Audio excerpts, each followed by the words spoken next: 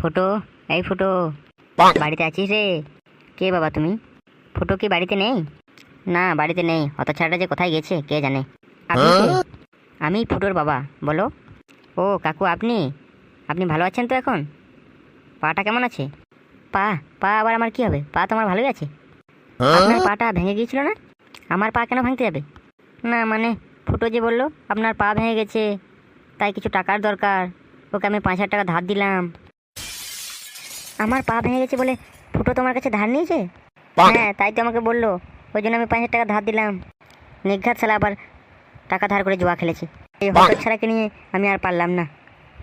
আমার মান সম্মান সব জলাঞ্জলি দিয়ে দিল। এই বলেন কি, টাকা ধার নিয়ে জুয়া খেলেছে? এই মা, তাহলে আমার টাকা? তোমার টাকা গেল মায়ের ভোগে। তাহলে আমি এখন